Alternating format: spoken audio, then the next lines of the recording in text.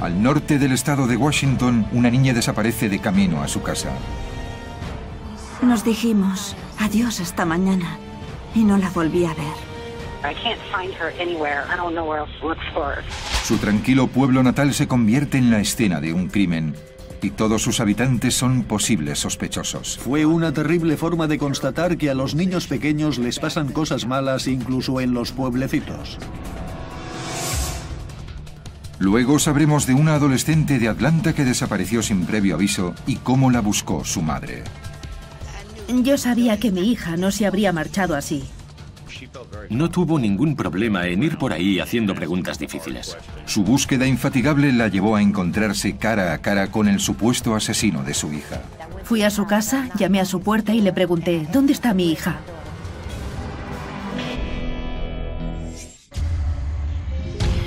En 2005 recibí una llamada diciéndome que mi hija Natalie había desaparecido. La peor pesadilla de cualquier padre se había hecho realidad para mí. Me vi embarcada en una lucha inimaginable. Mi búsqueda de respuestas le dio un nuevo objetivo a mi vida: devolver a los desaparecidos a sus hogares y llevar a los criminales ante la justicia. Sin pistas, con Beth Holloway.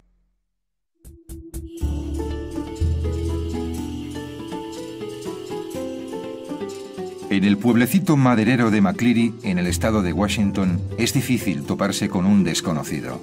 Si vivías en McCleary, lo más probable es que pudieras reconocer al 75% de sus habitantes. En septiembre de 2007, los habitantes de McCleary dan la bienvenida a 3 nuevos vecinos: Melissa Baum, recientemente divorciada, y sus hijos Josh y Lindsay. Lindsay nació en Tennessee. Mi exmarido estaba en el ejército y por eso nos mudábamos mucho.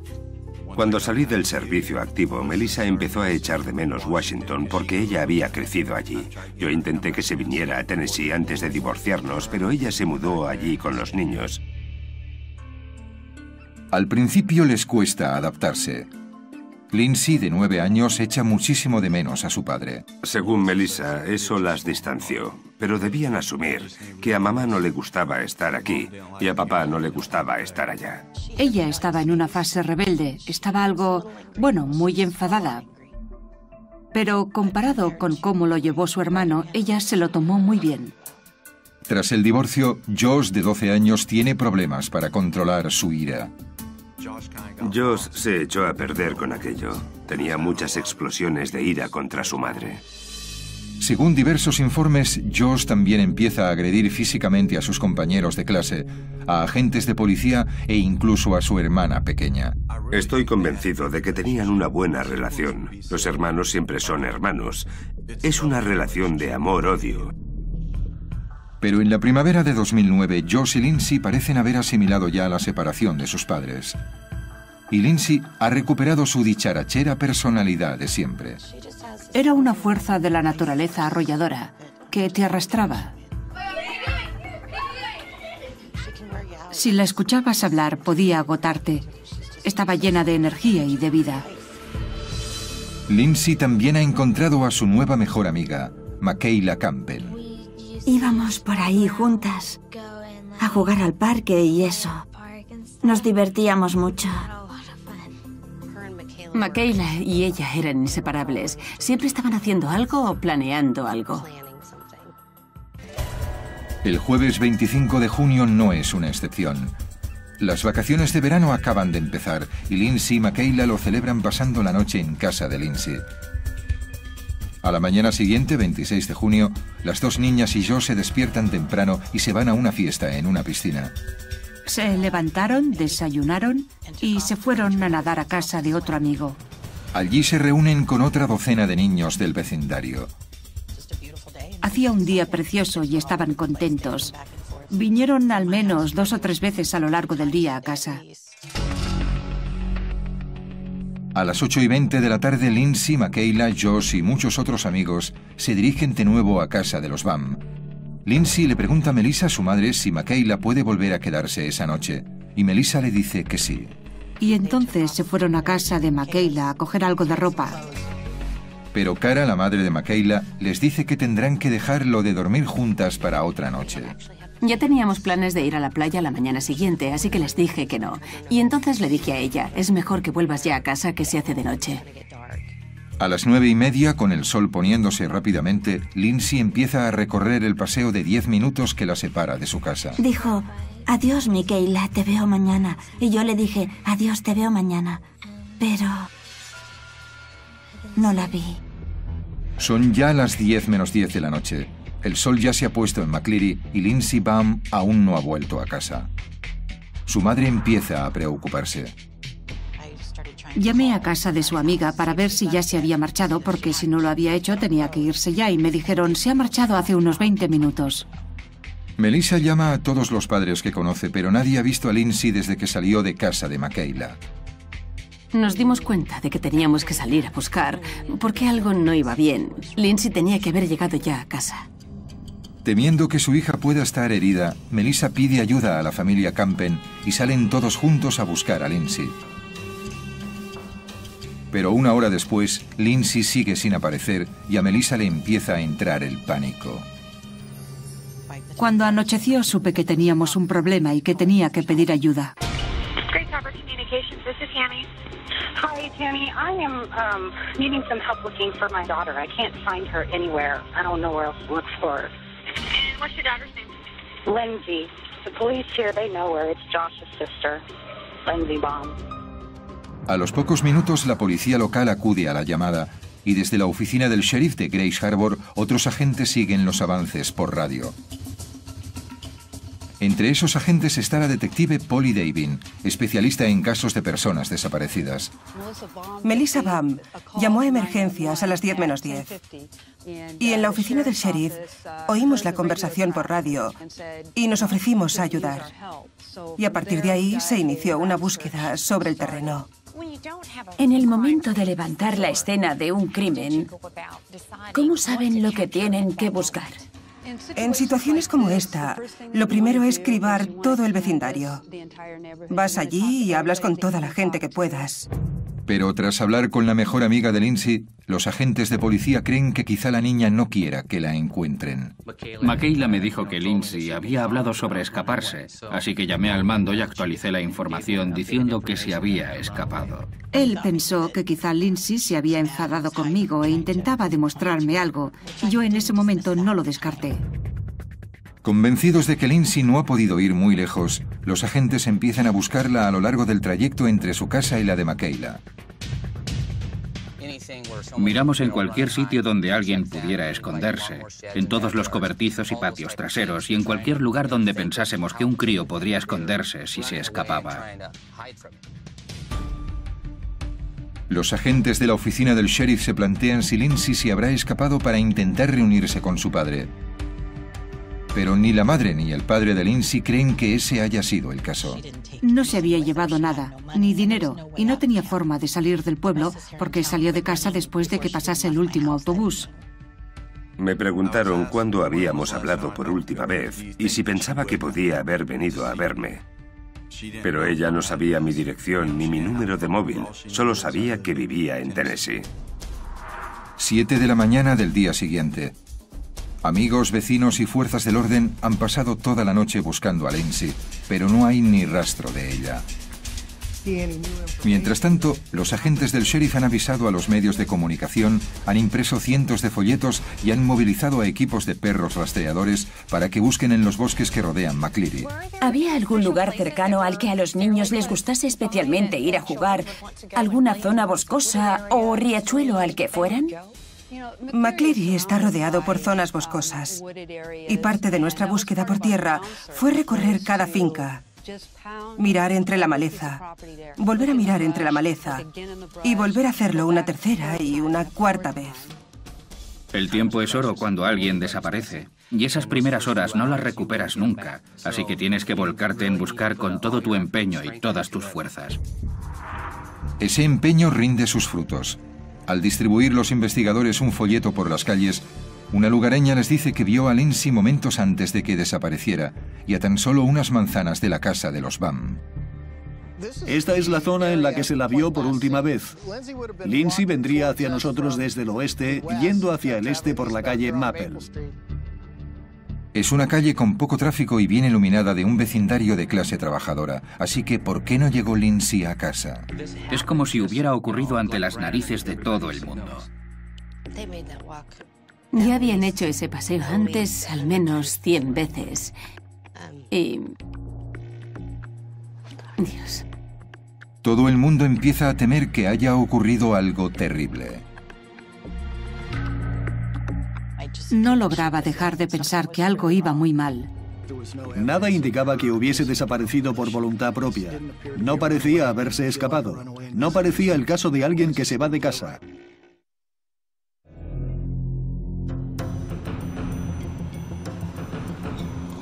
En el pequeño pueblo de McCleary, en el estado de Washington, Lindsay Baum, de 10 años, ha desaparecido. Tras 24 horas de búsqueda, la policía encuentra a una testigo que vio a Lindsay caminando hacia su casa, pero no se sabe lo que le ocurrió después. Creo que alguien se la llevó, y creo que fue alguien a quien conocía, o alguien de quien pensó que se podía fiar, pero alguien se la llevó por lo que fuese. ¿Pero quién? A mitad del segundo día de búsqueda, los investigadores descubren un detalle crucial que podría dar respuesta a esa pregunta. Aproximadamente una hora antes de su desaparición, y mientras iba a casa de su amiga Makayla, muchos testigos vieron a Lindsay enzarzada en una acalorada discusión con su hermano Josh, de 12 años. Josh y Lindsay se estaban disputando a voces una bicicleta. Al parecer ella estaba usando la bici y él no quería dejársela, y riñeron. Cosa nada rara entre dos hermanos cualesquiera, y menos entre estos dos. Josh es muy quisquilloso con su bici, y se pelearon, así que un padre mandó a Josh a casa con la bici, y Lindsay siguió su camino. El incidente parece inofensivo, pero al relacionarlo con el conflictivo pasado de Josh, los investigadores le prestan más atención y deciden revisar con más detalle el paradero de Josh aquella noche. Obviamente lo que nos preocupaba era si eso podía indicar que supiese algo o estuviese involucrado en su desaparición. Melissa Baum afirma que Josh estaba en su casa cuando Lindsay desapareció. Los investigadores le piden que se someta a la prueba del polígrafo para demostrarlo. La mamá pasó por el polígrafo y los resultados indicaron que estaba convencida de decirnos la verdad. Dados los resultados del polígrafo, la policía descarta a Josh como sospechoso, pero al niño esa dura experiencia le pasa factura. Tiene un gran sentimiento de culpa, siente que habría debido estar con ella y cree que habría podido protegerla. Se culpaba diciendo, si no hubiésemos reñido, habría estado con Lindsay y podría haber plantado cara a quien fuese. Y yo intentaba explicárselo. Hijo, eres un chicarrón, pero quizá no habrías podido.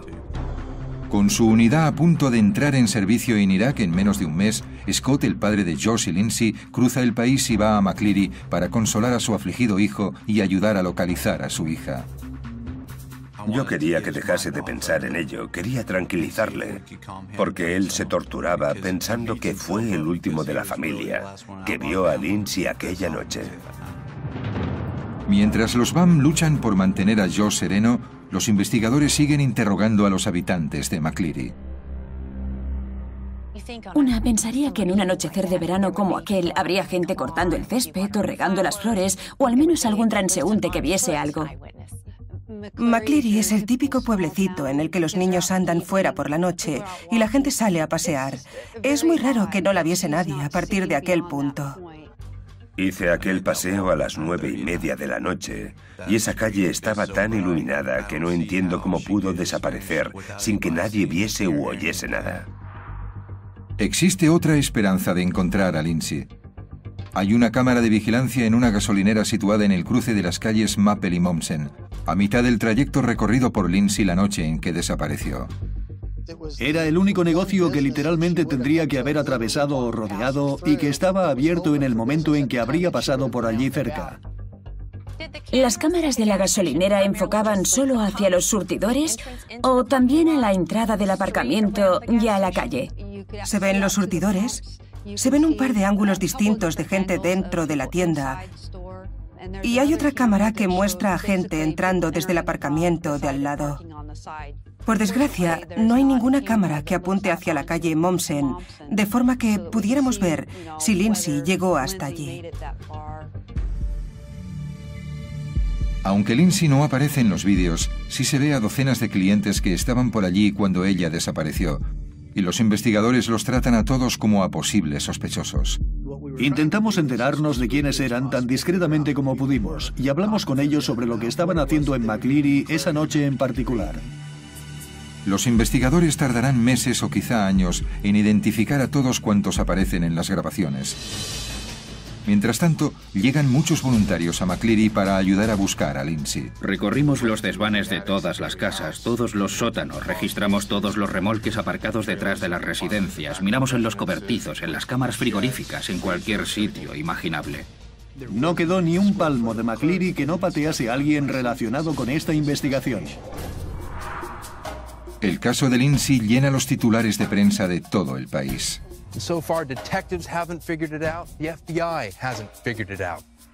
Y aunque se logra identificar a muchos de quienes aparecen en el vídeo de vigilancia, la policía se resiste a eliminar públicamente a nadie como posible sospechoso. Lo llevaron todo muy en secreto para no asustar a nadie ni que nadie pensase que se había librado. El 6 de julio, la unidad de Scott Baum se dispone a entrar en servicio en Irak, pero Scott Baum no va con ellos. Se ha retrasado para seguir buscando a Lindsay y pide ayuda a los medios de comunicación. Please bring my daughter home. I'm fixing to deploy to Iraq, and tomorrow is her birthday. I would love nothing more than to see my daughter before I have to go. Pese a la conmovedora súplica de su padre, el 11º cumpleaños de Lindsay pasa sin que haya noticias. En ese momento, todos los que tenían algo que ver debieron estar con las emociones a flor de piel. Nadie se rindió. Todos estaban plenamente volcados en esto. Trabajábamos sin tomarnos ni un día libre. Todos trabajaban 16 y 17 horas al día. A principios de septiembre, la detective Davin y sus compañeros han interrogado y descartado prácticamente a todo el mundo en McCleary. Pero aún hay unas cuantas coartadas que no cuadran, incluyendo la de un asistente en una residencia de ancianos que vive justo a las afueras del pueblo. El hombre había trabajado en una residencia para jubilados en la calle Maple, donde Lindsay fue vista con vida por última vez. Dijo que estaba trabajando esa noche y cuando los investigadores hablaron con su jefe en el trabajo, resultó que esa noche no había trabajado. Y aún más sospechoso resulta un inquietante comentario que el hombre hizo sobre Lindsay durante los primeros días de su búsqueda. Dijo, sí, esa niña está muerta y descuartizada en algún lado. Y eso sobresaltó a mucha gente porque no se había dado ninguna información que ni siquiera lo sugiriera. Así que, ¿por qué lo decía aquel tipo? Los investigadores deciden escarbar un poco en el pasado de aquel hombre y descubren que a los 14 años fue el único sospechoso en el intento de violación de una niña pequeña.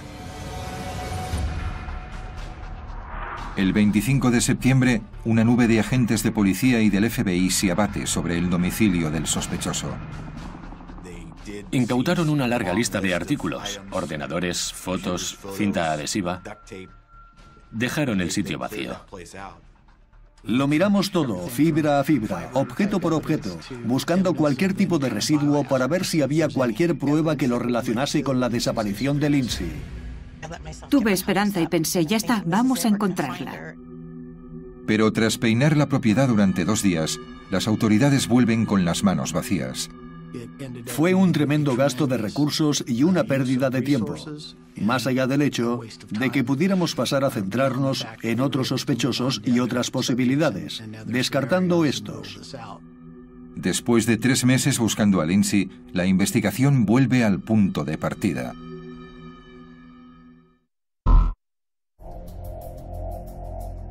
En esos 3 meses, los investigadores han realizado más de una docena de operaciones de búsqueda y han interrogado a casi los 1.500 habitantes de McCleary en el estado de Washington. Pero pese a todo ese arduo trabajo, no están más cerca de encontrar a Lindsay. Durante la investigación, logramos que nos concedieran varias órdenes de registro. Y aunque en ellos no encontrásemos nada, al menos nos ayudaron a llevar la investigación por otros caminos. Ahora los investigadores centran su atención en las cámaras de vigilancia de la gasolinera que hay justo calle abajo de donde desapareció Lindsay. Pero identificar a cuántos aparecen en los vídeos está resultando una tarea difícil. Con la mayoría de los tipos que aparecían en el vídeo, El jefe de policía decía, ah, ese es Larry, o ese es fulano o mengano, y sabemos dónde estaba esta gente cuando Lindsay desapareció. Pero en un puñado de casos había interrogantes.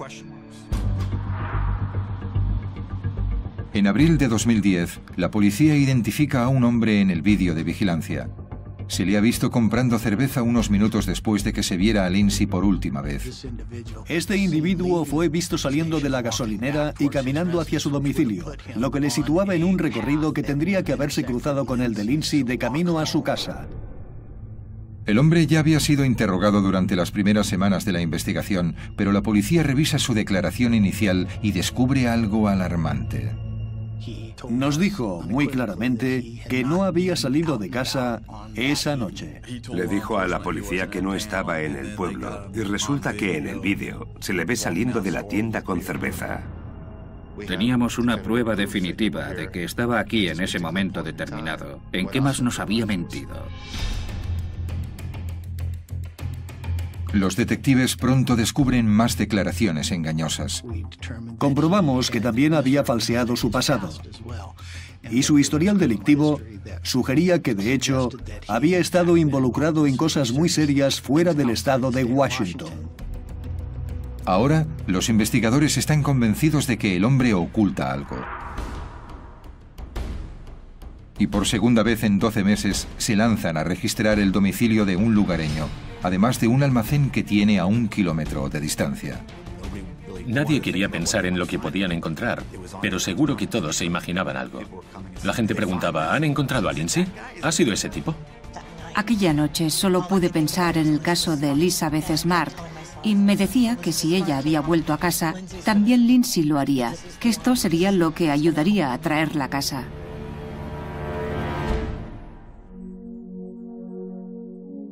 Pero una vez más los investigadores no encuentran ningún indicio que relacione al sospechoso con la desaparición de Lindsay.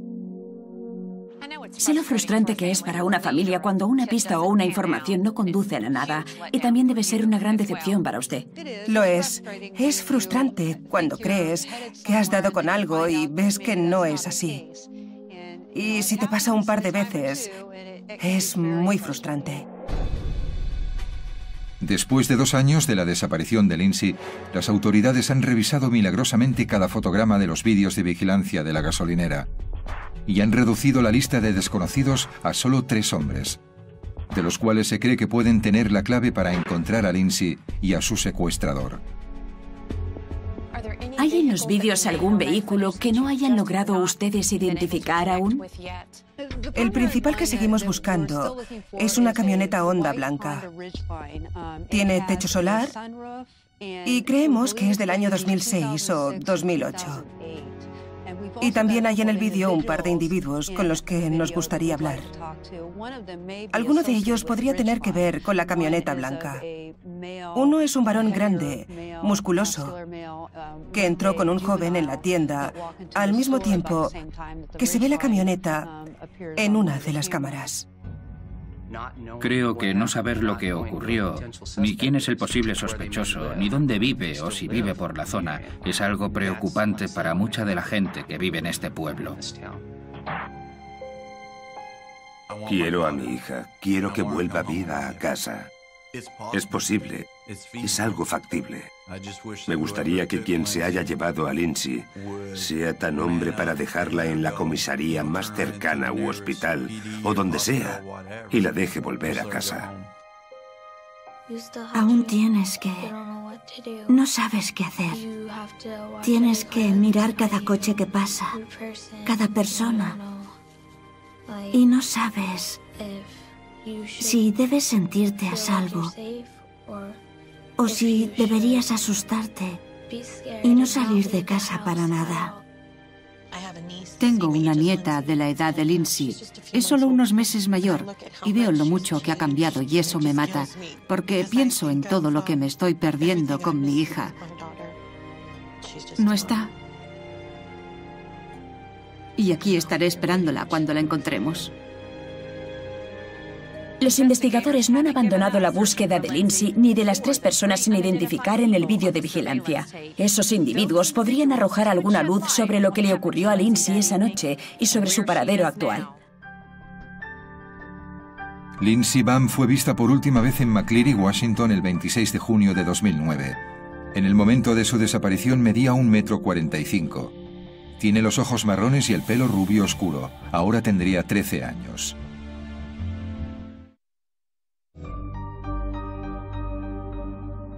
Cuando desaparece una persona, sus familiares a menudo no saben cómo ayudar a que su ser querido vuelva a casa. Pero cuando la siguiente mujer desapareció tras un encuentro fortuito en las calles de Atlanta, su madre se puso inmediatamente en marcha y al poco tiempo estaba cara a cara con el supuesto asesino.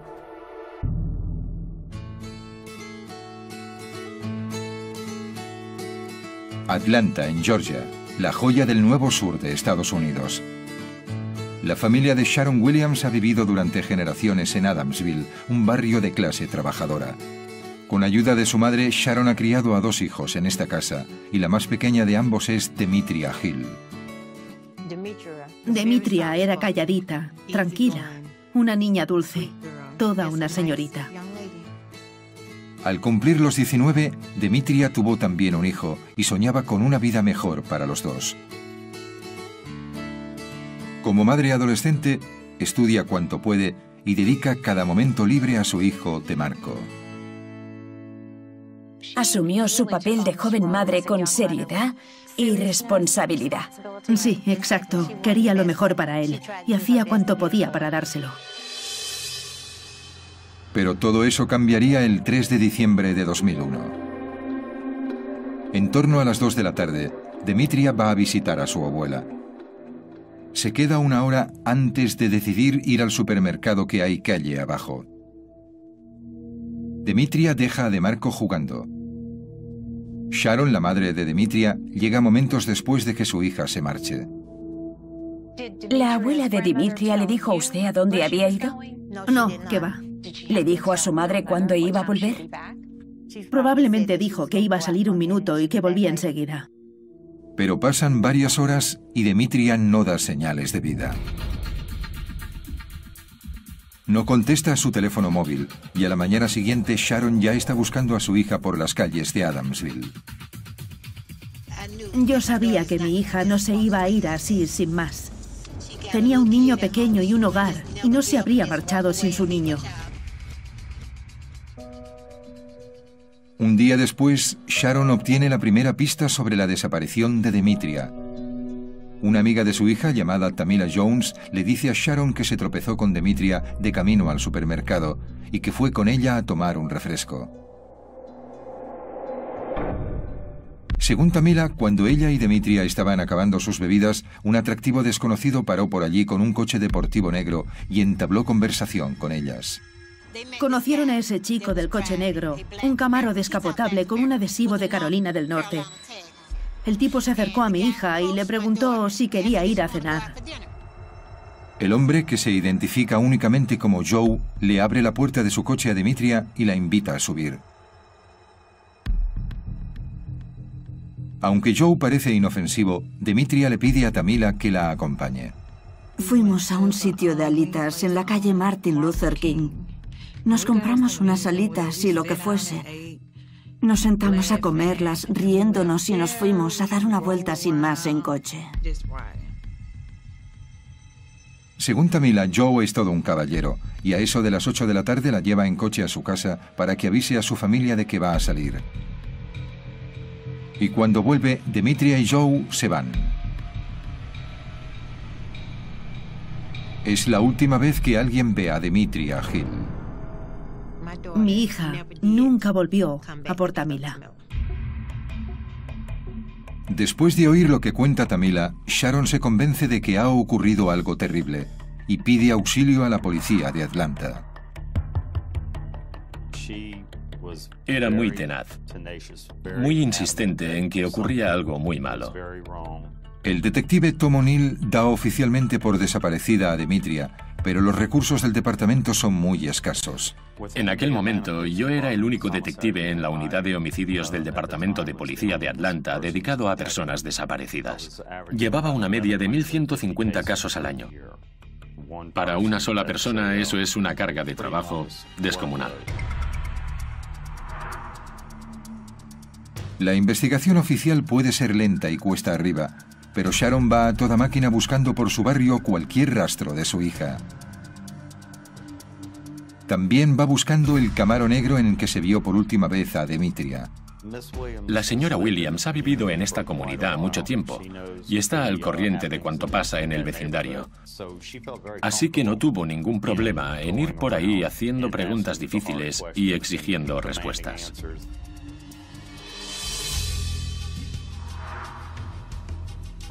La ardua labor de Sharon rinde sus frutos cuando un vecino le proporciona una pista. Me llamó y me dijo que había visto el coche que yo le había descrito y que estaba delante de un edificio en ese mismo momento. Sin dudar un instante, Sharon acude enseguida.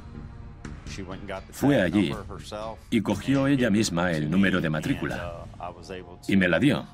Y yo pude comprobar y averiguar quién era el propietario del coche. El vehículo pertenece a un tal Joseph J. Brown. Una comprobación de antecedentes revela que Brown tiene un alarmante historial delictivo con arrestos tanto por agresión como por secuestro. El 15 de febrero, el detective O'Neill pregunta a Joseph Brown sobre la desaparición de Demetria Hill.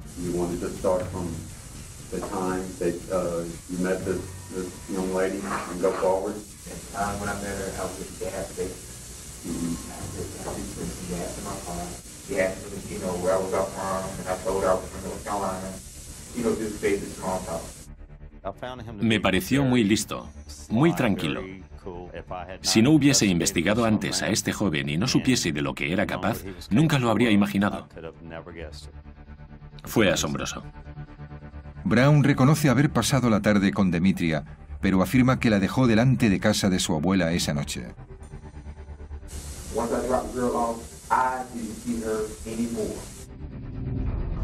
No habiendo testigos, es difícil contradecir la historia de Joseph Brown, pero cuando la entrevista está a punto de acabar, comete lo que a juicio de la policía es un error decisivo.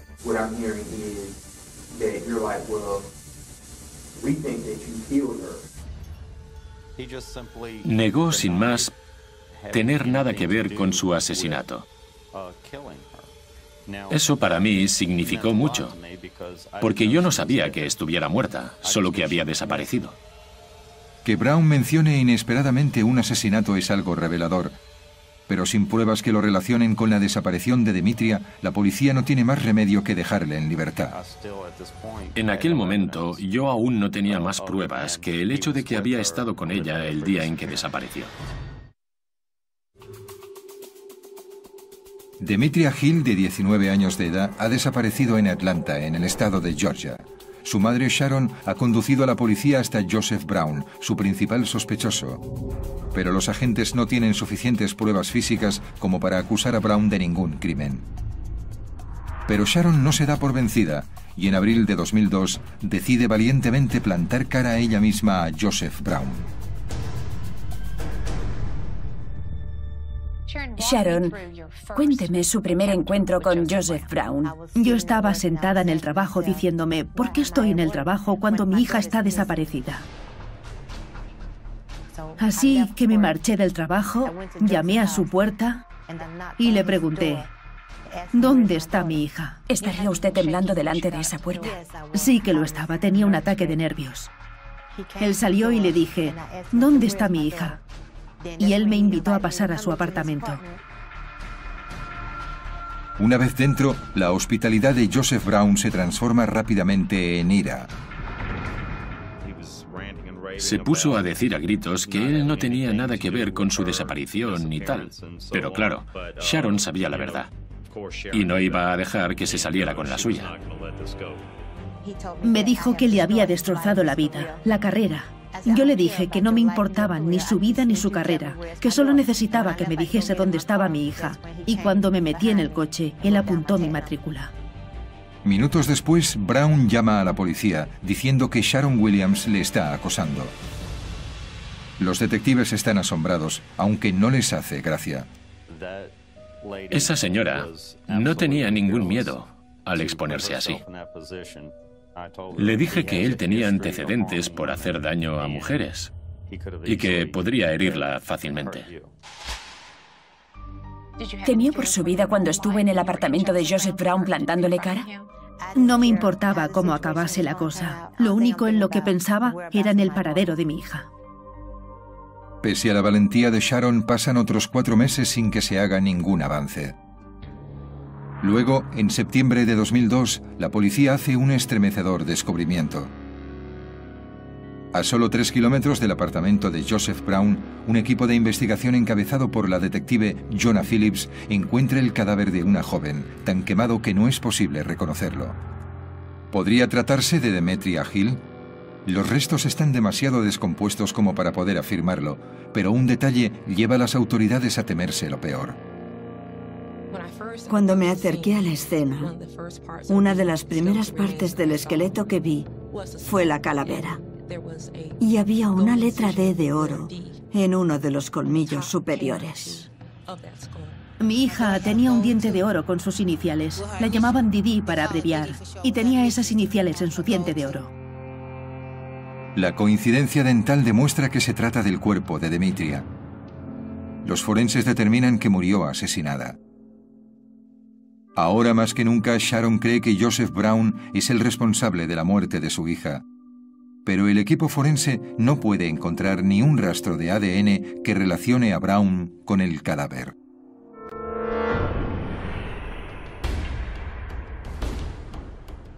Durante casi 2 años el caso languidece sin que se produzca ningún nuevo avance.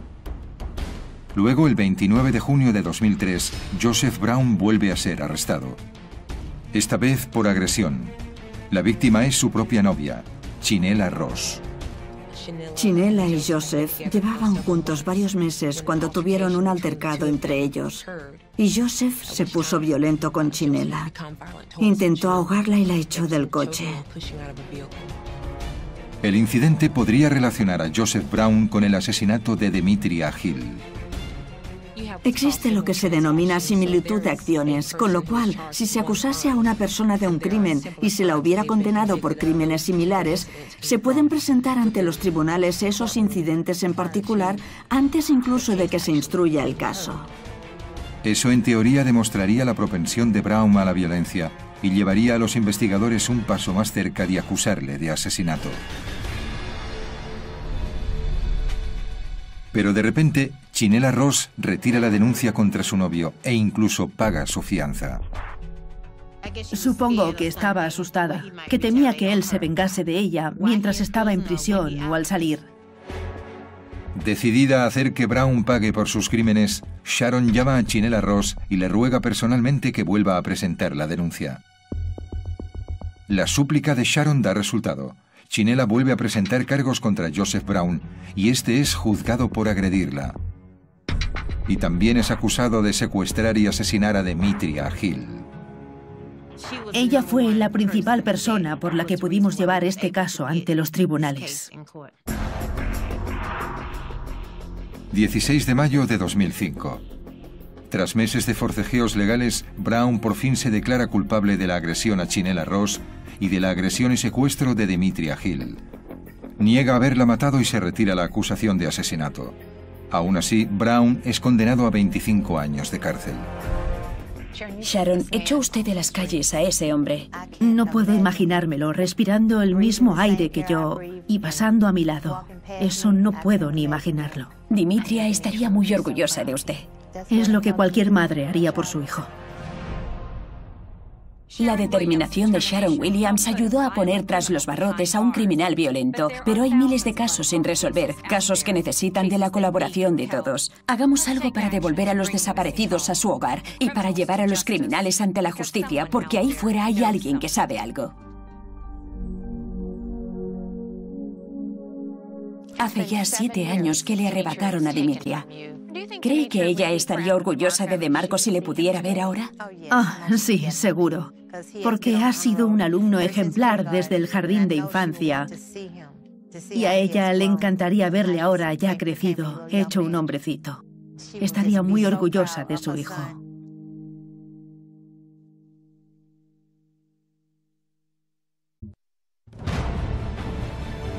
Al norte del estado de Washington, una niña desaparece de camino a su casa. Nos dijimos adiós hasta mañana y no la volví a ver.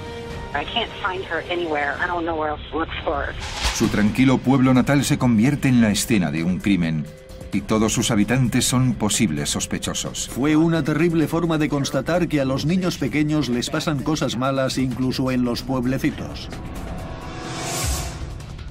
Luego sabremos de una adolescente de Atlanta que desapareció sin previo aviso y cómo la buscó su madre.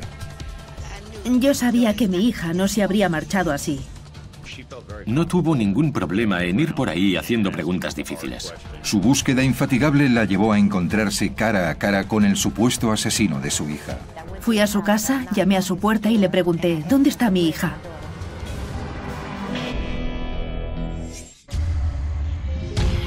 En 2005 recibí una llamada diciéndome que mi hija Natalie había desaparecido. La peor pesadilla de cualquier padre se había hecho realidad para mí. Me vi embarcada en una lucha inimaginable. Mi búsqueda de respuestas le dio un nuevo objetivo a mi vida: devolver a los desaparecidos a sus hogares y llevar a los criminales ante la justicia. Sin pistas, con Beth Holloway.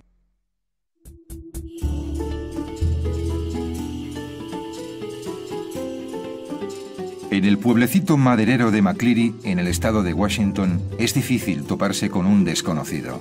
Si vivías en McCleary, lo más probable es que pudieras reconocer al 75% de sus habitantes. En septiembre de 2007, los habitantes de McCleary dan la bienvenida a 3 nuevos vecinos: Melissa Baum, recientemente divorciada, y sus hijos Josh y Lindsay. Lindsay nació en Tennessee.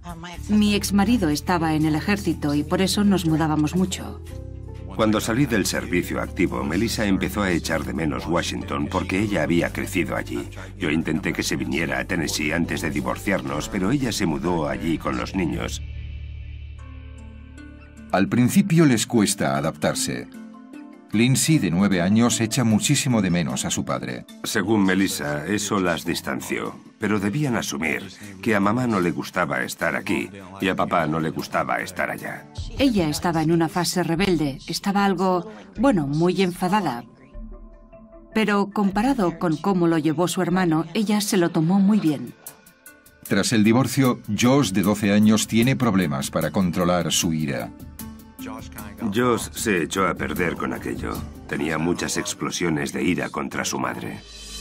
Según diversos informes, Josh también empieza a agredir físicamente a sus compañeros de clase, a agentes de policía e incluso a su hermana pequeña. Estoy convencido de que tenían una buena relación. Los hermanos siempre son hermanos. Es una relación de amor-odio. Pero en la primavera de 2009, Josh y Lindsay parecen haber asimilado ya la separación de sus padres.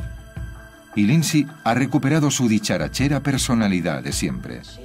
Era una fuerza de la naturaleza arrolladora que te arrastraba. Si la escuchabas hablar, podía agotarte. Estaba llena de energía y de vida. Lindsay también ha encontrado a su nueva mejor amiga, Makayla Campbell. Íbamos por ahí juntas, a jugar al parque y eso. Nos divertíamos mucho. Makayla y ella eran inseparables. Siempre estaban haciendo algo o planeando algo. El jueves 25 de junio no es una excepción. Las vacaciones de verano acaban de empezar y Lindsay y Makayla lo celebran pasando la noche en casa de Lindsay.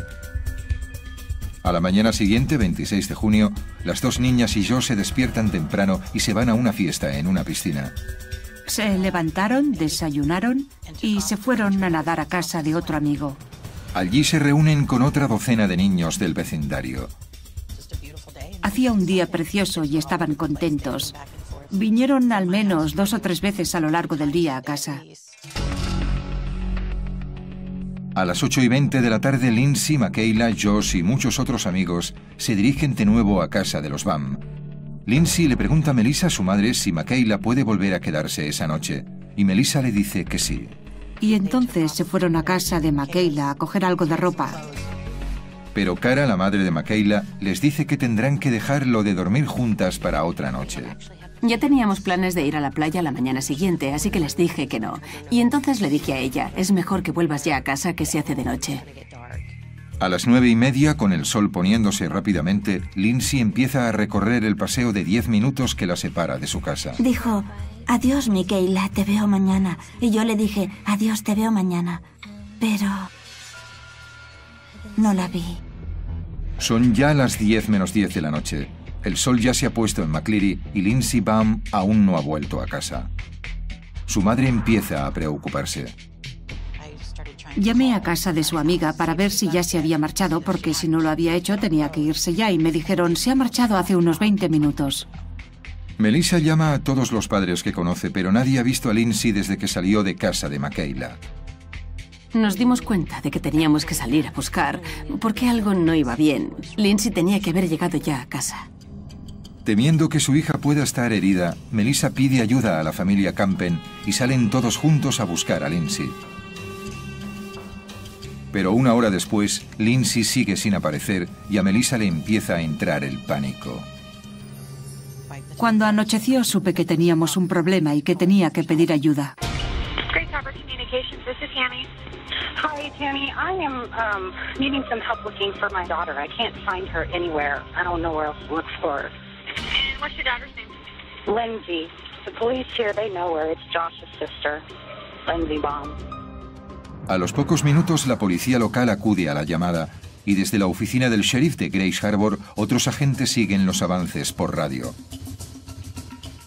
Entre esos agentes está la detective Polly Davin, especialista en casos de personas desaparecidas.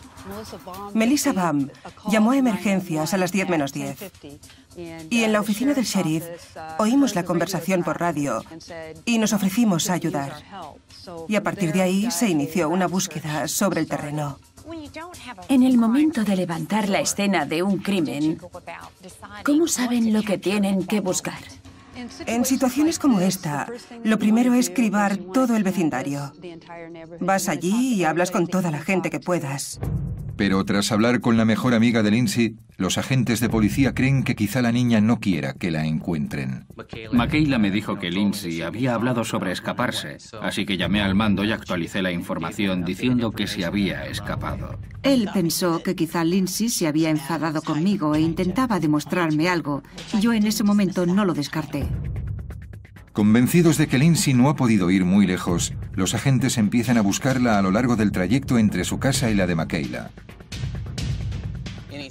Miramos en cualquier sitio donde alguien pudiera esconderse, en todos los cobertizos y patios traseros y en cualquier lugar donde pensásemos que un crío podría esconderse si se escapaba. Los agentes de la oficina del sheriff se plantean si Lindsay se habrá escapado para intentar reunirse con su padre. Pero ni la madre ni el padre de Lindsay creen que ese haya sido el caso. No se había llevado nada, ni dinero, y no tenía forma de salir del pueblo porque salió de casa después de que pasase el último autobús. Me preguntaron cuándo habíamos hablado por última vez y si pensaba que podía haber venido a verme. Pero ella no sabía mi dirección ni mi número de móvil, solo sabía que vivía en Tennessee. 7 de la mañana del día siguiente. Amigos, vecinos y fuerzas del orden han pasado toda la noche buscando a Lindsay, pero no hay ni rastro de ella. Mientras tanto, los agentes del sheriff han avisado a los medios de comunicación, han impreso cientos de folletos y han movilizado a equipos de perros rastreadores para que busquen en los bosques que rodean McCleary. ¿Había algún lugar cercano al que a los niños les gustase especialmente ir a jugar? ¿Alguna zona boscosa o riachuelo al que fueran? McCleary está rodeado por zonas boscosas y parte de nuestra búsqueda por tierra fue recorrer cada finca, mirar entre la maleza, volver a mirar entre la maleza y volver a hacerlo una tercera y una cuarta vez. El tiempo es oro cuando alguien desaparece y esas primeras horas no las recuperas nunca, así que tienes que volcarte en buscar con todo tu empeño y todas tus fuerzas. Ese empeño rinde sus frutos. Al distribuir los investigadores un folleto por las calles, una lugareña les dice que vio a Lindsay momentos antes de que desapareciera y a tan solo unas manzanas de la casa de los Baum. Esta es la zona en la que se la vio por última vez. Lindsay vendría hacia nosotros desde el oeste, yendo hacia el este por la calle Maple. Es una calle con poco tráfico y bien iluminada de un vecindario de clase trabajadora, así que ¿por qué no llegó Lindsay a casa? Es como si hubiera ocurrido ante las narices de todo el mundo. Ya habían hecho ese paseo antes al menos 100 veces. Y... Dios. Todo el mundo empieza a temer que haya ocurrido algo terrible. No lograba dejar de pensar que algo iba muy mal. Nada indicaba que hubiese desaparecido por voluntad propia. No parecía haberse escapado.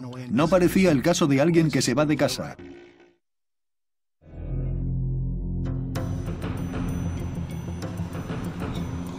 En el pequeño pueblo de McCleary, en el estado de Washington, Lindsay Baum, de 10 años, ha desaparecido.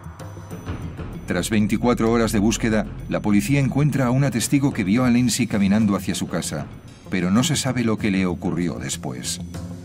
Creo que alguien se la llevó, y creo que fue alguien a quien conocía, o alguien de quien pensó que se podía fiar, pero alguien se la llevó por lo que fuese. ¿Pero quién?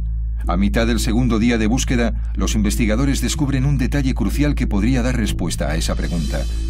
Aproximadamente una hora antes de su desaparición, y mientras iba a casa de su amiga Makayla, muchos testigos vieron a Lindsay enzarzada en una acalorada discusión con su hermano Josh, de 12 años. Josh y Lindsay se estaban disputando a voces una bicicleta. Al parecer ella estaba usando la bici y él no quería dejársela, y riñeron. Cosa nada rara entre dos hermanos cualesquiera, y menos entre estos dos. Josh es muy quisquilloso con su bici, y se pelearon, así que un padre mandó a Josh a casa con la bici, y Lindsay siguió su camino. El incidente parece inofensivo, pero al relacionarlo con el conflictivo pasado de Josh, los investigadores le prestan más atención y deciden revisar con más detalle el paradero de Josh aquella noche. Obviamente lo que nos preocupaba era si eso podía indicar que supiese algo o estuviese involucrado en su desaparición. Melissa Baum afirma que Josh estaba en su casa cuando Lindsay desapareció.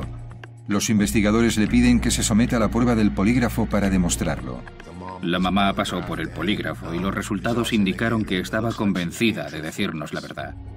Dados los resultados del polígrafo, la policía descarta a Josh como sospechoso, pero al niño esa dura experiencia le pasa factura. Tiene un gran sentimiento de culpa, siente que habría debido estar con ella y cree que habría podido protegerla. Se culpaba diciendo, si no hubiésemos reñido, habría estado con Lindsay y podría haber plantado cara a quien fuese. Y yo intentaba explicárselo. Hijo, eres un chicarrón, pero quizá no habrías podido. Con su unidad a punto de entrar en servicio en Irak en menos de un mes, Scott, el padre de Josh y Lindsay, cruza el país y va a McCleary para consolar a su afligido hijo y ayudar a localizar a su hija.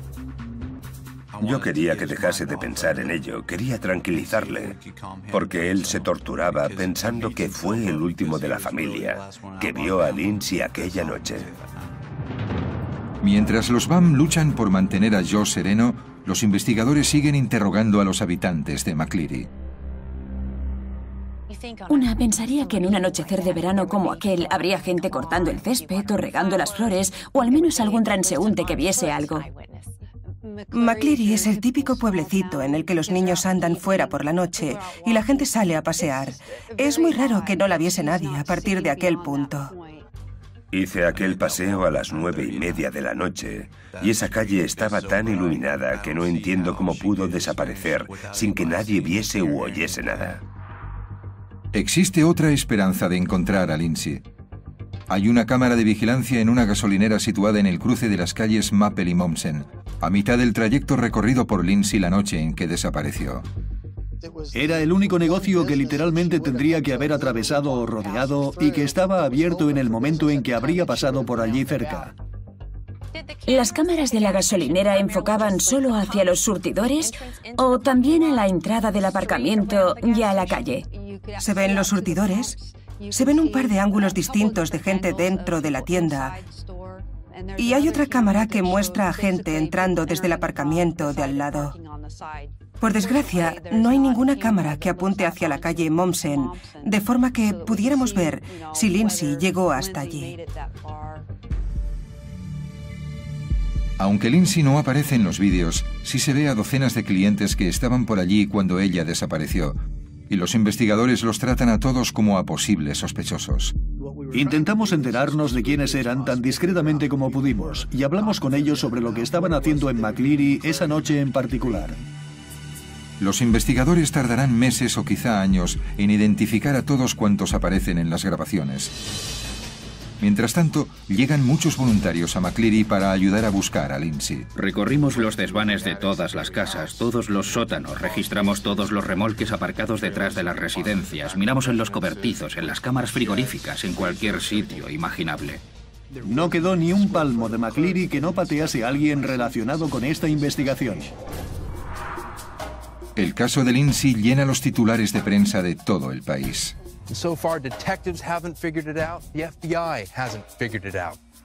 Y aunque se logra identificar a muchos de quienes aparecen en el vídeo de vigilancia, la policía se resiste a eliminar públicamente a nadie como posible sospechoso. Lo llevaron todo muy en secreto para no asustar a nadie ni que nadie pensase que se había librado. El 6 de julio, la unidad de Scott Baum se dispone a entrar en servicio en Irak, pero Scott Baum no va con ellos. Se ha retrasado para seguir buscando a Lindsay y pide ayuda a los medios de comunicación. Please bring my daughter home. I'm fixing to deploy to Iraq, and tomorrow is her birthday. I would love nothing more than to see my daughter before I have to go. Pese a la conmovedora súplica de su padre, el 11º cumpleaños de Lindsay pasa sin que haya noticias. En ese momento, todos los que tenían algo que ver debieron estar con las emociones a flor de piel. Nadie se rindió. Todos estaban plenamente volcados en esto. Trabajábamos sin tomarnos ni un día libre. Todos trabajaban 16 y 17 horas al día. A principios de septiembre, la detective Davin y sus compañeros han interrogado y descartado prácticamente a todo el mundo en McCleary. Pero aún hay unas cuantas coartadas que no cuadran, incluyendo la de un asistente en una residencia de ancianos que vive justo a las afueras del pueblo. El hombre había trabajado en una residencia para jubilados en la calle Maple, donde Lindsay fue vista con vida por última vez. Dijo que estaba trabajando esa noche y cuando los investigadores hablaron con su jefe en el trabajo, resultó que esa noche no había trabajado. Y aún más sospechoso resulta un inquietante comentario que el hombre hizo sobre Lindsay durante los primeros días de su búsqueda. Dijo, sí, esa niña está muerta y descuartizada en algún lado. Y eso sobresaltó a mucha gente porque no se había dado ninguna información que ni siquiera lo sugiriera. Así que, ¿por qué lo decía aquel tipo? Los investigadores deciden escarbar un poco en el pasado de aquel hombre y descubren que a los 14 años fue el único sospechoso en el intento de violación de una niña pequeña. El 25 de septiembre, una nube de agentes de policía y del FBI se abate sobre el domicilio del sospechoso. Incautaron una larga lista de artículos, ordenadores, fotos, cinta adhesiva. Dejaron el sitio vacío. Lo miramos todo, fibra a fibra, objeto por objeto, buscando cualquier tipo de residuo para ver si había cualquier prueba que lo relacionase con la desaparición de Lindsay. Tuve esperanza y pensé, ya está, vamos a encontrarla. Pero tras peinar la propiedad durante 2 días, las autoridades vuelven con las manos vacías. Fue un tremendo gasto de recursos y una pérdida de tiempo, más allá del hecho de que pudiéramos pasar a centrarnos en otros sospechosos y otras posibilidades, descartando estos. Después de 3 meses buscando a Lindsay, la investigación vuelve al punto de partida.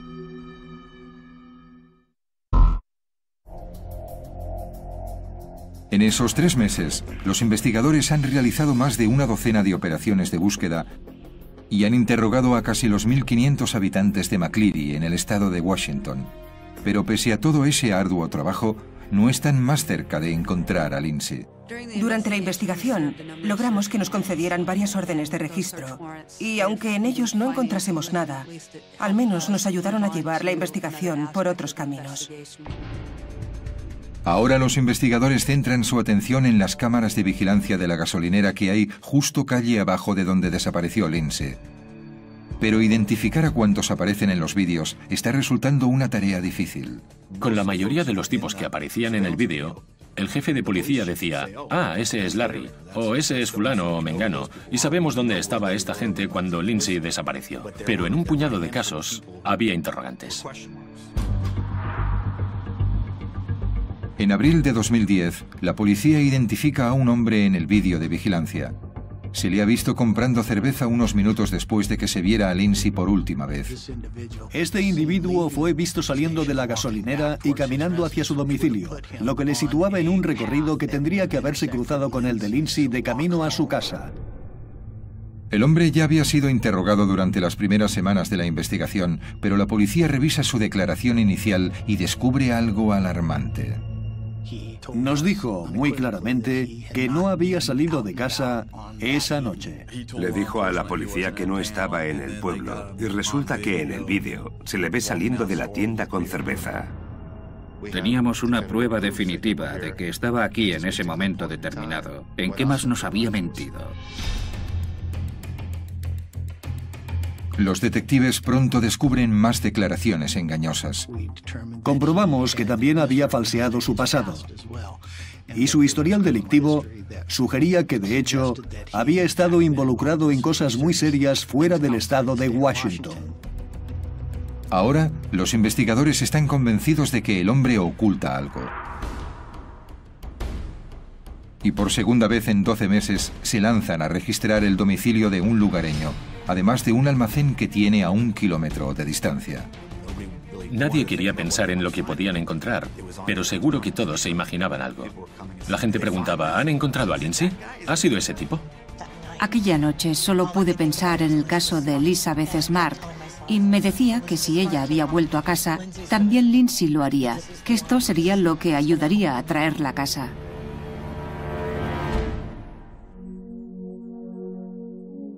Pero una vez más los investigadores no encuentran ningún indicio que relacione al sospechoso con la desaparición de Lindsay. Sé lo frustrante que es para una familia cuando una pista o una información no conducen a nada. Y también debe ser una gran decepción para usted. Lo es. Es frustrante cuando crees que has dado con algo y ves que no es así. Y si te pasa un par de veces, es muy frustrante. Después de 2 años de la desaparición de Lindsay, las autoridades han revisado milagrosamente cada fotograma de los vídeos de vigilancia de la gasolinera y han reducido la lista de desconocidos a solo 3 hombres, de los cuales se cree que pueden tener la clave para encontrar a Lindsay y a su secuestrador. ¿Hay en los vídeos algún vehículo que no hayan logrado ustedes identificar aún? El principal que seguimos buscando es una camioneta Honda blanca. Tiene techo solar y creemos que es del año 2006 o 2008. Y también hay en el vídeo un par de individuos con los que nos gustaría hablar. Alguno de ellos podría tener que ver con la camioneta blanca.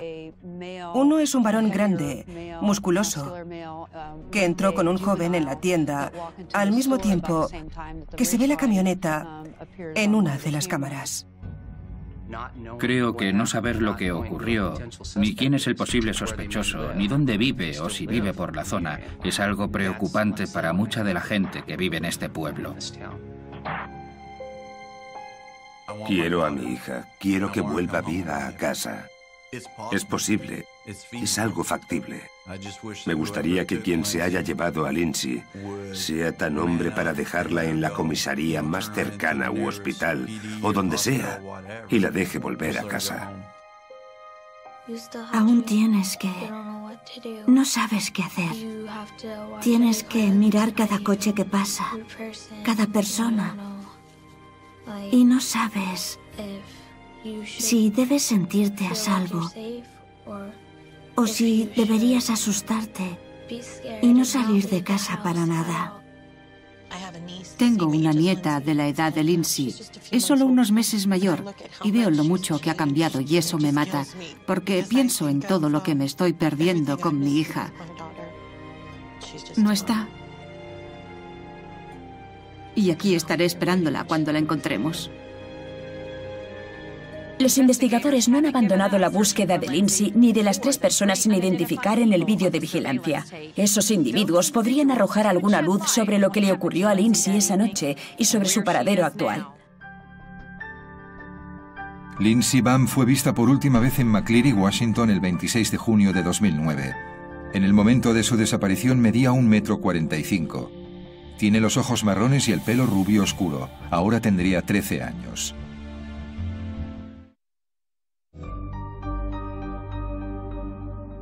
Cuando desaparece una persona, sus familiares a menudo no saben cómo ayudar a que su ser querido vuelva a casa. Pero cuando la siguiente mujer desapareció tras un encuentro fortuito en las calles de Atlanta, su madre se puso inmediatamente en marcha y al poco tiempo estaba cara a cara con el supuesto asesino.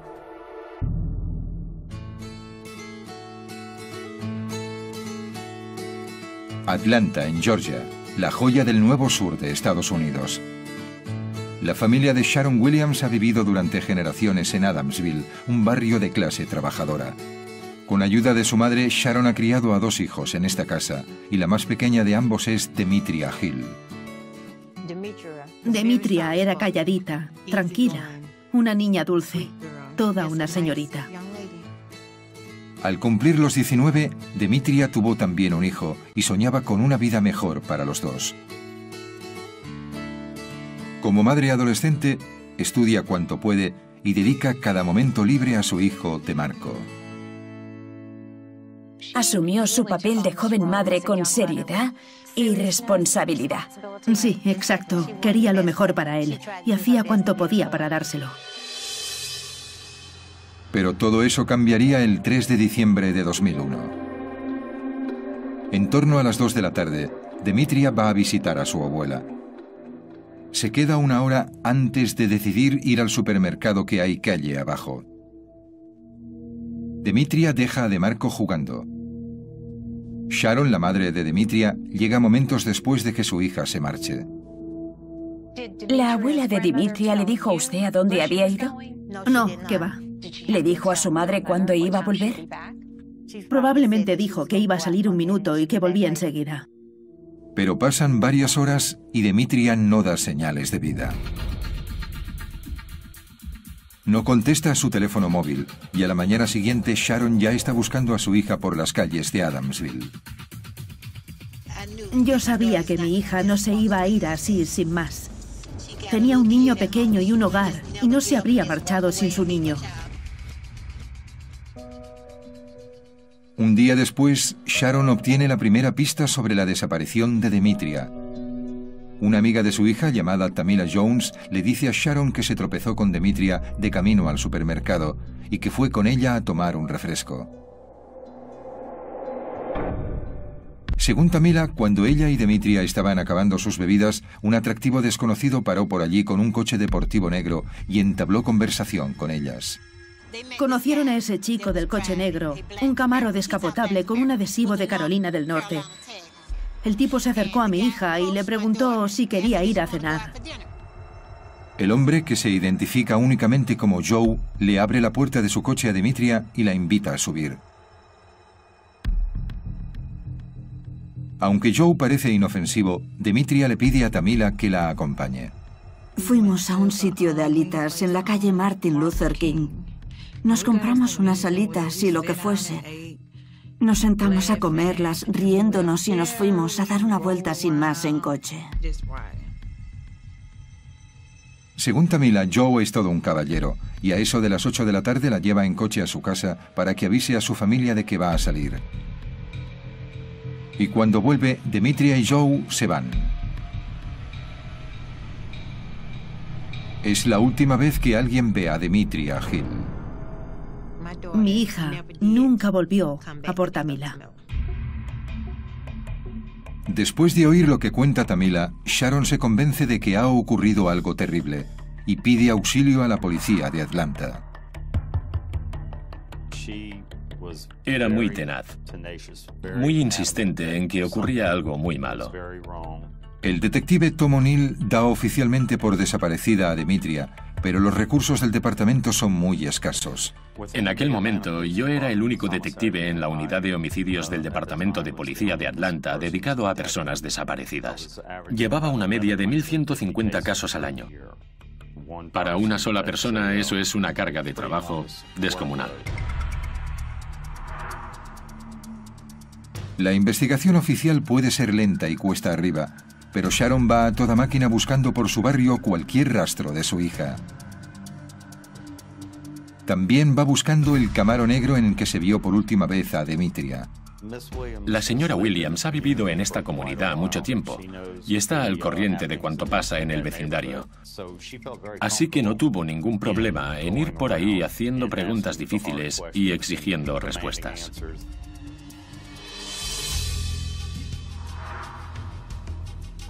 La ardua labor de Sharon rinde sus frutos cuando un vecino le proporciona una pista. Me llamó y me dijo que había visto el coche que yo le había descrito y que estaba delante de un edificio en ese mismo momento. Sin dudar un instante, Sharon acude enseguida. Fue allí y cogió ella misma el número de matrícula y me la dio. Y yo pude comprobar y averiguar quién era el propietario del coche. El vehículo pertenece a un tal Joseph J. Brown. Una comprobación de antecedentes revela que Brown tiene un alarmante historial delictivo con arrestos tanto por agresión como por secuestro. El 15 de febrero, el detective O'Neill pregunta a Joseph Brown sobre la desaparición de Demetria Hill.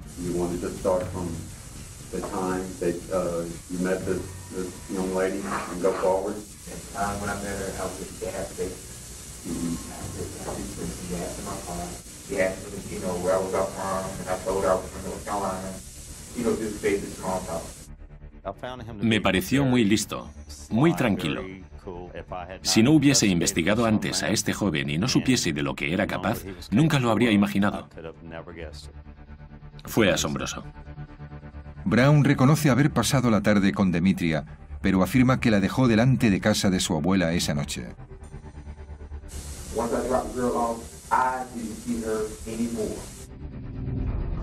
No habiendo testigos, es difícil contradecir la historia de Joseph Brown, pero cuando la entrevista está a punto de acabar, comete lo que a juicio de la policía es un error. Gente que puedas. Pero tras hablar con la mejor amiga de Lindsay, los agentes de policía creen que quizá la niña no quiera que la encuentren. Makayla me dijo que Lindsay había hablado sobre escaparse, así que llamé al mando y actualicé la información diciendo que se había escapado. Él pensó que quizá Lindsay se había enfadado conmigo e intentaba demostrarme algo. Yo en ese momento no lo descarté. Convencidos de que Lindsay no ha podido ir muy lejos, los agentes empiezan a buscarla a lo largo del trayecto entre su casa y la de Makayla. Miramos en cualquier sitio donde alguien pudiera esconderse, en todos los cobertizos y patios traseros y en cualquier lugar donde pensásemos que un crío podría esconderse si se escapaba. Los agentes de la oficina del sheriff se plantean si Lindsay se habrá escapado para intentar reunirse con su padre. Pero ni la madre ni el padre de Lindsay creen que ese haya sido el caso. No se había llevado nada, ni dinero, y no tenía forma de salir del pueblo porque salió de casa después de que pasase el último autobús. Me preguntaron cuándo habíamos hablado por última vez y si pensaba que podía haber venido a verme. Pero ella no sabía mi dirección ni mi número de móvil, solo sabía que vivía en Tennessee. 7 de la mañana del día siguiente. Amigos, vecinos y fuerzas del orden han pasado toda la noche buscando a Lindsay, pero no hay ni rastro de ella. Mientras tanto, los agentes del sheriff han avisado a los medios de comunicación, han impreso cientos de folletos y han movilizado a equipos de perros rastreadores para que busquen en los bosques que rodean McCleary. ¿Había algún lugar cercano al que a los niños les gustase especialmente ir a jugar? ¿Alguna zona boscosa o riachuelo al que fueran? McCleary está rodeado por zonas boscosas y parte de nuestra búsqueda por tierra fue recorrer cada finca, mirar entre la maleza, volver a mirar entre la maleza y volver a hacerlo una tercera y una cuarta vez. El tiempo es oro cuando alguien desaparece y esas primeras horas no las recuperas nunca, así que tienes que volcarte en buscar con todo tu empeño y todas tus fuerzas. Ese empeño rinde sus frutos. Al distribuir los investigadores un folleto por las calles, una lugareña les dice que vio a Lindsay momentos antes de que desapareciera, y a tan solo un... Pero Cara, la madre de Makayla, les dice que tendrán que dejarlo de dormir juntas para otra noche. Ya teníamos planes de ir a la playa la mañana siguiente, así que les dije que no. Y entonces le dije a ella, es mejor que vuelvas ya a casa que se hace de noche. A las 9:30, con el sol poniéndose rápidamente, Lindsay empieza a recorrer el paseo de 10 minutos que la separa de su casa. Dijo, adiós, Michaela, te veo mañana. Y yo le dije, adiós, te veo mañana. Pero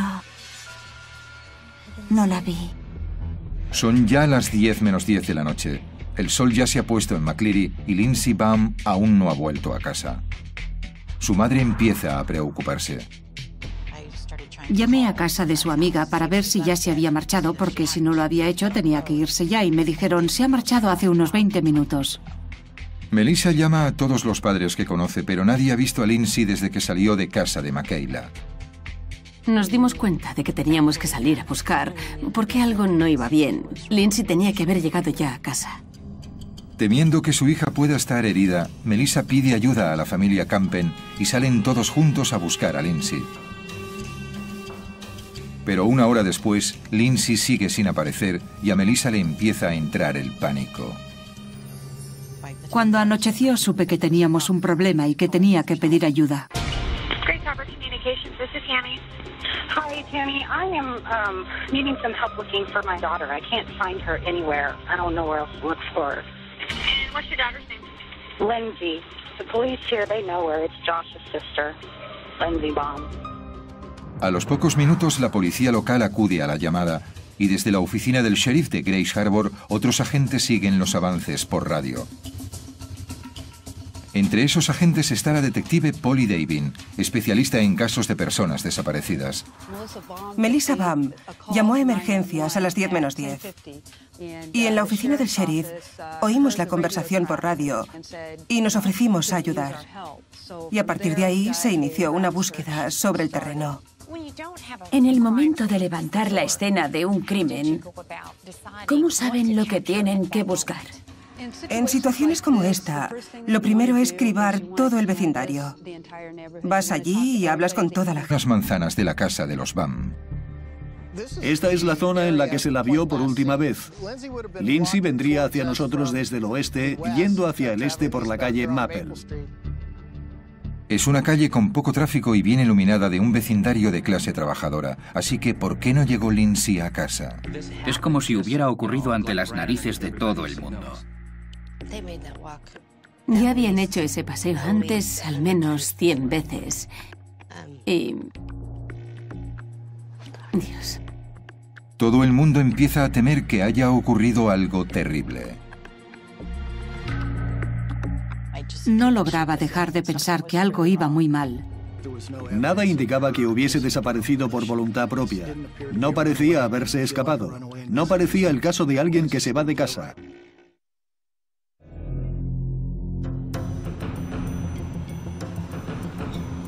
En el pequeño pueblo de McCleary, en el estado de Washington, Lindsay Baum, de 10 años, ha desaparecido.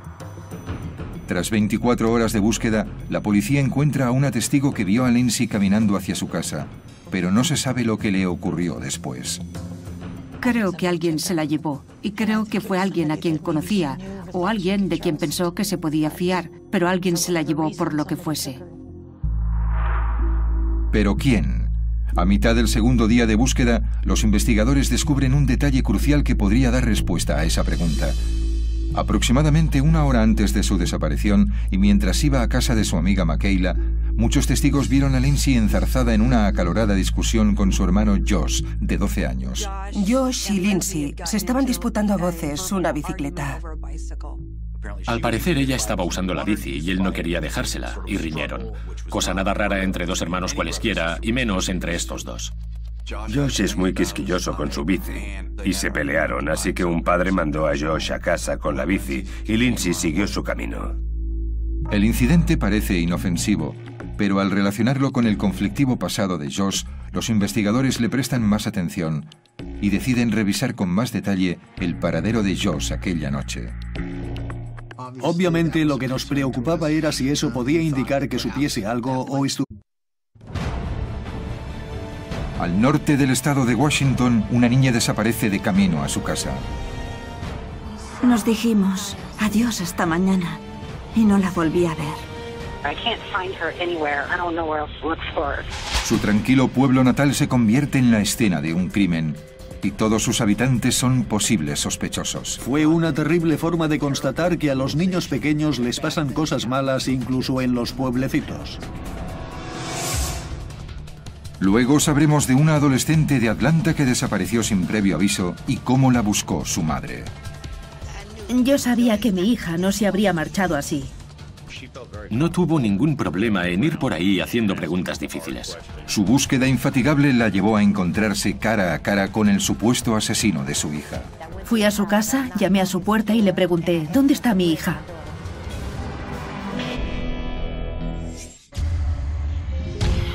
En 2005 recibí una llamada diciéndome que mi hija Natalie había desaparecido. La peor pesadilla de cualquier padre se había hecho realidad para mí. Me vi embarcada en una lucha inimaginable.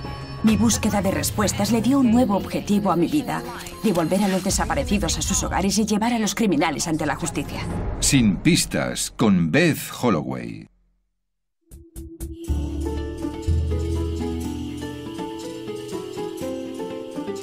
En el pueblecito maderero de McCleary, en el estado de Washington, es difícil toparse con un desconocido. Si vivías en McCleary, lo más probable es que pudieras reconocer al 75% de sus habitantes. En septiembre de 2007, los habitantes de McCleary dan la bienvenida a 3 nuevos vecinos: Melissa Baum, recientemente divorciada, y sus hijos Josh y Lindsay. Lindsay nació en Tennessee. Mi exmarido estaba en el ejército y por eso nos mudábamos mucho. Cuando salí del servicio activo, Melissa empezó a echar de menos Washington porque ella había crecido allí. Yo intenté que se viniera a Tennessee antes de divorciarnos, pero ella se mudó allí con los niños. Al principio les cuesta adaptarse. Lindsay, de 9 años, echa muchísimo de menos a su padre. Según Melissa, eso las distanció, pero debían asumir que a mamá no le gustaba estar aquí y a papá no le gustaba estar allá. Ella estaba en una fase rebelde, estaba algo, muy enfadada. Pero comparado con cómo lo llevó su hermano, ella se lo tomó muy bien. Tras el divorcio, Josh, de 12 años, tiene problemas para controlar su ira. Josh se echó a perder con aquello. Tenía muchas explosiones de ira contra su madre. Según diversos informes, Josh también empieza a agredir físicamente a sus compañeros de clase, a agentes de policía e incluso a su hermana pequeña. Estoy convencido de que tenían una buena relación. Los hermanos siempre son hermanos. Es una relación de amor-odio. Pero en la primavera de 2009, Josh y Lindsay parecen haber asimilado ya la separación de sus padres. Y Lindsay ha recuperado su dicharachera personalidad de siempre. Era una fuerza de la naturaleza arrolladora, que te arrastraba. Si la escuchabas hablar, podía agotarte. Estaba llena de energía y de vida. Lindsay también ha encontrado a su nueva mejor amiga, Makayla Campbell. Íbamos por ahí juntas, a jugar al parque y eso. Nos divertíamos mucho. Makayla y ella eran inseparables. Siempre estaban haciendo algo o planeando algo. El jueves 25 de junio no es una excepción. Las vacaciones de verano acaban de empezar y Lindsay y Makayla lo celebran pasando la noche en casa de Lindsay. A la mañana siguiente, 26 de junio, las 2 niñas y yo se despiertan temprano y se van a una fiesta en una piscina. Se levantaron, desayunaron y se fueron a nadar a casa de otro amigo. Allí se reúnen con otra docena de niños del vecindario. Hacía un día precioso y estaban contentos. Vinieron al menos 2 o 3 veces a lo largo del día a casa. A las 8:20 de la tarde, Lindsay, Makayla, Josh y muchos otros amigos se dirigen de nuevo a casa de los Baum. Lindsay le pregunta a Melissa, su madre, si Makayla puede volver a quedarse esa noche, y Melissa le dice que sí. Y entonces se fueron a casa de Makayla a coger algo de ropa.